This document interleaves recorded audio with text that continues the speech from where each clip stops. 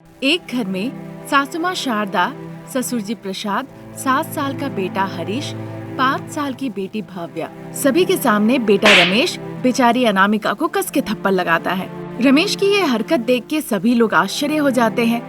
अनामिका के गालों पे रमेश के 5 उंगलियों के निशान पड़ जाते हैं। अनामिका दुखी होकर रोने लगती है। क्या हुआ बेटा, बहू को थप्पड़ क्यों मारा? शारदा के पूछने पे रमेश गुस्से से कहने लगता है, थप्पड़ मारा है जानने लिए, इस बात से तुम खुश रहो माँ। सिर्फ मानना ही नहीं, जान लेने की बात कर रहे हो। ऐसी कौन सी गलती की है बहू ने? प्रसाद के इस सवाल पे रमेश कुछ कहने ही वाला था, उससे पहले अनामिका गुस्से से कहने लगती है, आप मुझे गाली दीजिए या मारिए, मैंने जो कहा है वो करना ही होगा, नहीं तो मैं किसी कुएं में कूद के अपनी जान दे दूंगी। तुम क्या आत्महत्या करोगी अनामिका? अगर तुम दोबारा वो बात कही तो मैं तुम्हें कुएं में जाके धकेल दूंगा। हाँ तो वही कीजिए, तभी जाके मुझे इस तकलीफ से राहत मिलेगी। जब रमेश और अनामिका तर्क वितर्क कर रहे थे, इस बीच शारदा घुस के कहने लगती है, अरे भाई, पहले तुम लोग ये तो बताओ किस बात को लेके लड़ रहे हो? बस आप ही को लेके। रमेश की बात पूरी होने से पहले ही शारदा कहने लगती है, तो क्या ये मुझे वृद्धाश्रम में छोड़ के आने के लिए कह रही है? शारदा की बातें सुन के रमेश आश्चर्य हो जाता है। हाँ माँ, पर आपको ये बात कैसे पता? जब मैं और बहू पानी लेकर आ रहे थे तो बहू ने वृद्धाश्रम की बात मुझसे कही थी। कहते कहते शारदा के आंख नम हो आते हैं। वो आपका दिल दुखाइए, आपको अपमान किए उसे मारे बिना आप इधर अपना आंसू बहा रही माँ। बेटा रमेश, बहू की बात तुम्हें तुमने सिर्फ दुख देखा, अपमान करते हुए देखा, पर मैं और तुम्हारी माँ ये देख रहे हैं कि वो कितनी जिम्मेदार है, कि वो सोचती है कि हम अपनी जिंदगी और अच्छे से जी सके। रमेश को कुछ समझ नहीं आया, वो बड़ा आश्चर्य होकर माँ पिताजी को देखने लगा। तब शारदा कहने लगी, देखो बहू, हम जिए या मरे पर हम कहीं नहीं जाएंगे। शारदा की बातें सुन के अनामिका जाके शारदा को गले लगा लेती है और रोने लगती है।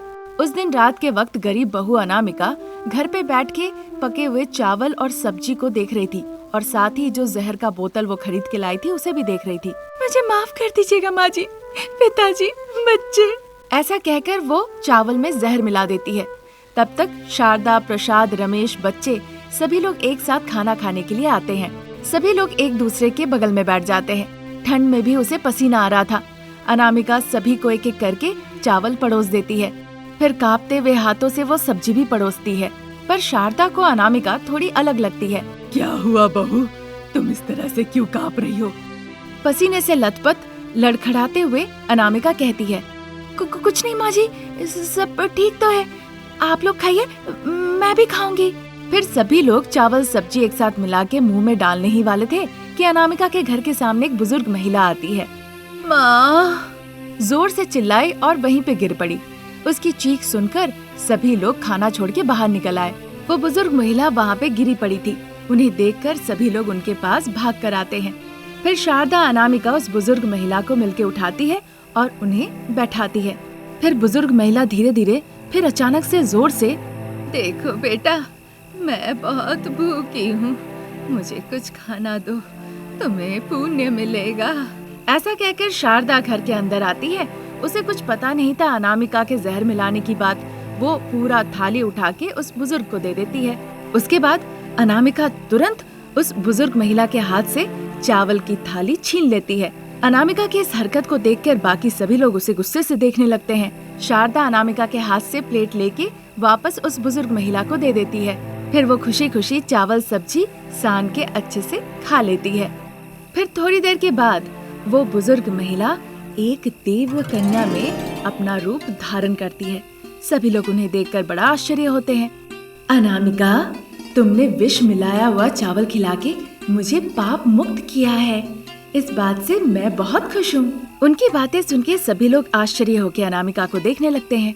बताओ अनामिका, तुम अपने परिवार को जहर मिलाया हुआ चावल खिला के उनकी जान क्यों लेना चाहती हो और तुम ही क्यों आत्महत्या करना चाहती हो? देव कन्या की बातें सुन के अनामिका रोने लगती है। तो मैं क्या करूं देव कन्या, हम मिट्टी के बर्तन बनाकर उसी से अपना गुजारा किया करते थे और आजकल इसे कोई नहीं खरीदता है। मेरे पति जो मजदूरी करके पैसे कमाते हैं, उससे पूरा परिवार चलाना बहुत कठिन हो उठा है। अगर कोई मिट्टी के बर्तन नहीं खरीद रहे, इसका मतलब ये है कि उन्हें इस तरह की बर्तन की कोई आवश्यकता नहीं है। ये तो साफ साफ नजर आ रहा है ना? हाँ देवकन्या, फिर तुम्हें क्या करना चाहिए? पहले इंसानों की जरूरत के बारे में पता करना होगा। जो जरूरत है उस तरह की चीजें बनाकर उन्हें बेचना पड़ेगा, ना कि जो उन्हें जरूरत नहीं उन्हें बेचो। हाँ देवकन्या, आज के दिन में सबके घर में एसी की जरूरत है। अगर मैं मिट्टी से एसी बनाऊं तो कैसा रहेगा? पर क्या मिट्टी से बनाया हुआ एसी काम करेगा? अनामिका, क्योंकि तुमने मुझे श्राप मुक्त किया है, इसलिए मैं तुम्हें एक जादुई शक्ति देती हूँ। जो भी मिट्टी का एसी तुम बनाओगी वो जरूर काम करेगा। जिन लोग इसे इस्तेमाल करेंगे उनका बिजली का बिल भी कम आएगा। ये आशीर्वाद मैं तुम्हें तोहफे में देती हूँ। ऐसा कहकर देवकन्या वहाँ से अदृश्य हो जाती है। उस दिन से अनामिका मिट्टी से एसी बनाती है उसे बेचने के लिए। फिर उन सभी को एक ठेले में रख के एक पेड़ के नीचे जाके, जहाँ पे लोगों का आना जाना था, वहाँ बेचने लगती है। आइए बाबू आइए, आपके सामने मट्टी एसी है, ले जाइए। इससे आएगा बिजली का बिल कम और आपको मिलेगी ठंडक हरदम। शिमला जैसी ठंडक पाना है तो ये एसी ले जाना है। आइए बाबू आइए, एक बार मिट्टी की एसी कम से कम देख के जाइए। अनामिका की बातें सुन के वहाँ से गुजरने वाले कुछ लोग अनामिका के ठेले पे आते हैं उसके मिट्टी वाले एसी देखने के लिए। जो तुम कह रही हो वो बात हम कैसे मान ले? मैं आपको दिखा देती हूँ, आप देख लीजिए। ऐसा कहकर वो मिट्टी एसी को पेड़ के नीचे ले जाकर रखती है और उसके प्लग को स्विच बोर्ड में लगा देती है। तुरंत वो मट्टी एसी चलने लगता है। ठंड में सभी कांपने लगते हैं। वाह, सच में मैं मान गया। मुझे ये तुम्हारी मिट्टी एसी चाहिए। हमारे 3 कमरे हैं, तीनों कमरे के लिए मुझे 3 एसी दे दो। ऐसा कहकर माधव 3-3 मट्टी एसी के पैसे देकर वो तीनों एसी लेकर वहाँ से चला जाता है। इस तरह अनामिका के मिट्टी एसी एक एक करके सब खरीदने लगते हैं। इस तरह अनामिका के बनाए हुए मट्टी एसी का मार्केट में बहुत डिमांड होने लगा। इस तरह अनामिका का परिवार मट्टी एसी बनाने लगता है और सभी मिलके उसी पैसे से खुशी खुशी जीवन काटने लगते हैं। आज की कहानी यहीं तक। नई कहानी लेके जल्द हाजिर होंगे। नमस्कार। अलार्म की घंटी से अमीर सासुमा शारदा की नींद खुल जाती है। गरीब बहुरानी अनामिका किचन में सब्जियां काट रही होती है। स्टोव में चढ़ा हुआ कुकर विसल दे रही थी। तभी अमीर सासुमा शारदा ब्रश करके किचन में आती है। अरे गांव की बहू, नहाने के लिए गर्म पानी की हो? करती हूँ माँ जी, बाथरूम में पानी भरा हुआ बकेट में हीटर लगा के आई हूँ।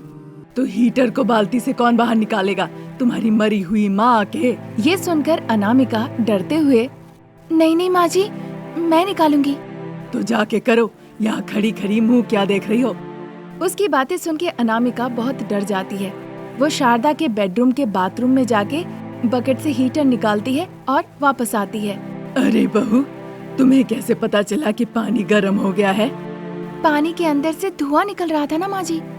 पर मुझे तुम्हारी बातों पे भरोसा नहीं है बहू। फिर आप मुझे क्या करने को कह रही हैं माँ जी? बताती हूँ, एक बार अपना हाथ दो। शारदा के कहने पर अनामिका अपना हाथ दे देती है। फिर शारदा अनामिका का हाथ सीधा गर्म पानी में डुबो देती है, वो भी अचानक से। ऐसा करने पे अनामिका जोर से चिल्ला उठती है, हाय माँ। इस तरह जब अनामिका चिल्लाने लगी, शारदा अपने हाथ से अनामिका का मुंह दबा देती है ताकि जोर से वो चिल्ला ना पाए। अनामिका के आंखों से बस आंसू बहने लगते हैं। फिर धीरे धीरे शारदा अपना हाथ हटाती है। तुम्हारे हाथ के अभी तक छिलके नहीं हटे, इसका मतलब पानी अभी तक गर्म नहीं हुआ है। अनामिका का हाथ जल जाने की वजह से उसके हाथ लाल हो चुके थे, पर शारदा को इस बात का कोई फर्क ही नहीं पड़ा। जब तक मैं नहा के आती हूँ तब तक टिफिन रेडी रखना, नहीं तो। आप जब तक लौट आएंगी गर्मा गर्म नाश्ता तैयार रहेगा। उसके बाद शारदा नहाने के लिए चली जाती है। अनामिका के हाथ जल गए थे, तकलीफ हो रही थी, फिर भी जल्दी जल्दी सारा नाश्ता तैयार करती है। अपने जले हुए हाथों को देखकर अनामिका के आंसू निकलने लगे। फिर वो चुपचाप मनी मन रोते हुए कहने लगी, मुझे लगा था अगर मैं उनके कहे अनुसार काम करूं, बात सुनूं, तो वो मुझसे प्यार करेंगी, पर वो तो मुझसे नफरत करती है, मुझे बात बात पर सताती है। इस तरह सोचकर वो दुखी हो रही थी। तब तक शारदा नहा धो के नाश्ता करने के लिए डाइनिंग टेबल के पास आकर बैठ जाती है। अनामिका सारे पकवानों को लाके डाइनिंग टेबल पे लगा देती है। शारदा उसे गुस्से से देखने लगती है। डर के मारे अनामिका खाना परोसने लगती है। जैसे ही शारदा इडली तोड़ के मुंह में डालती है, वैसे ही वो अनामिका के मुंह पर थू सारा खाना अनामिका के मुंह पर ही उगल देती है। ये कैसा खाना बनाई हो, न नमक है, न मसाला है, न कोई स्वाद है। इतना कहकर डब्बे में रखे हुए सारे इडली उठाकर वो अनामिका के मुंह पर ही फेंक देती है। अनामिका दुखी होकर बस अपनी आंखें बंद कर ली। अब चूंकि उस रात बेटा रमेश घर पे नहीं था, इसीलिए अमीर सासू माँ शारदा के साथ गरीब बहू अनामिका को सोना था एक ही कमरे में। सासू माँ बिस्तर पे और बहू जमीन पे। रात के करीबन 11 बज रहे थे। शारदा को नींद नहीं आ रही थी। अब चूंकि अनामिका थकी हुई थी, शरीर में दर्द भी था, इसीलिए वो आराम से सो जाती है। पर शारदा को ये बर्दाश्त कैसे हो। अनामिका, अनामिका, इतनी जल्दी तुम सो गई हो या फिर सासू माँ के काम के डर से नाटक कर रही हो। बार बार बुलाने के बावजूद अनामिका हिली डुली नहीं। इस बात से शारदा को बड़ा गुस्सा आया। वो बिस्तर से उठ के अनामिका को कस के एक लात मारती है। लात मारने की वजह से अनामिका हड़बड़ा के नींद से उठ के बैठ जाती है और सासू माँ को सामने देखती है। क्या हो गया माँ जी, आपने मुझे इस तरह लात क्यों मारी? तुम्हें जगाने के लिए कितना चिल्लाऊं? पिछले 15 मिनट से मैं तुम्हें जगाने की कोशिश कर रही हूँ। मैं सुन नहीं पाई माँ जी, आपके एक बार बुलाने से मैं आपके पास भाग कर आती हूँ। आपको भी ये बात पता है ना? हाँ हाँ ठीक है, मेरे पैरों में बहुत दर्द हो रहा है, जरा दबाओ तो। ऐसा कहकर शारदा जो बिस्तर पे बैठी हुई थी, वो अपने पाँव को अनामिका जो नीचे बैठी थी उस पे चढ़ा देती है। फिर बिना कुछ कहे अनामिका शारदा के पैर दबाने लगती है। शारदा अपनी पूरी ताकत लगा के अनामिका के कंधों पर बोझ बढ़ाने लगती है। अनामिका जब दर्द नहीं सह पाती तब, माँ जी दर्द हो रहा है, आप ऐसे क्यों दबा रही हैं? कहाँ दबा रही हूँ मैं? मेरे पैर कभी भी नीचे गिर सकते हैं, ध्यान रखना कहीं मेरे पैर में किसी तरह चोट न लगे। ऐसा कहकर शारदा फिर दबाने लगती है। बेचारी अनामिका उस दर्द को सहन करने के साथ साथ सासू माँ के पैर दबाने लगी। शारदा को ये पसंद नहीं आया।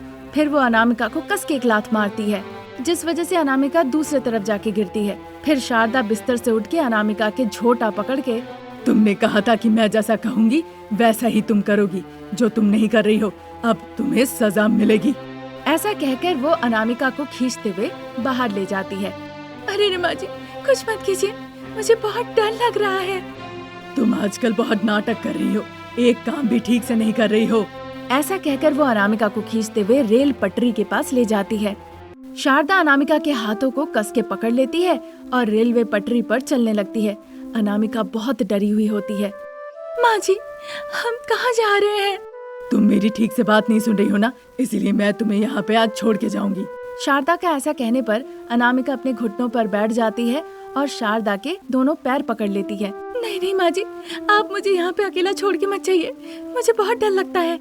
इस तरह अनामिका विनती करने लगती है, पर शारदा उसकी एक नहीं सुनती और अनामिका को वहीं पे छोड़ के वो चली जाती है। अगर तुम एक कदम भी यहाँ से हिली ना तो देख लेना। ऐसा कहकर शारदा रेलवे पटरी के ऊपर से चल के आगे जाने लगती है और अनामिका डर के मारे भयभीत होकर वहीं पे खड़ी रह गई। शारदा जो रेलवे पटरी के ऊपर से चल के जा रही थी, अचानक से रेलवे ट्रैक के अंदर उसके पैर फंस जाते हैं। फिर शारदा दर्द के मारे जोर जोर से चिल्लाने लगती है। माँ! जब वो चिल्लाने लगी जोर जोर से, अनामिका भागते हुए उसके पास आई। तभी दूर से ट्रेन की आवाज आती है। वो आवाज सुन के सास बहू दोनों ही घबरा जाती है। अब क्या होगा? मैं यहाँ बहू को डराने आई थी और मेरा ही पैर पटरी के बीच में फंस गया। ऊपर से हॉर्न बजा के ट्रेन भी आ रही है। सास बहू बहुत ज्यादा घबरा जाती है। ट्रेन आवाज करके आगे बढ़ रही होती है। कैसे भी अनामिका सास को बचाना चाहती थी, इसीलिए वो चारों तरफ देखती है। तभी उसे डायरेक्शन चेंज करने का एक रॉड दिखता है। जिस पटरी पर ट्रेन आ रही थी उसी तरफ अनामिका भागने लगती है। ट्रेन तेजी से आ रही थी। अनामिका उस ट्रैक पे भाग कर जाती है और ट्रैक चेंजिंग रॉड को खींच के नीचे उतार देती है। सामने से आ रही ट्रेन को देखकर, हे भगवान मुझे बचा लो, ऐसा कहकर आंखें बंद कर लेती है। तब तक ट्रेन दूसरे ट्रैक से होकर निकल जाती है। ये देखकर शारदा एक लंबी सांस लेती है। उसकी जान बचाने के लिए शारदा अपनी बहू को तहे दिल से धन्यवाद कहती है।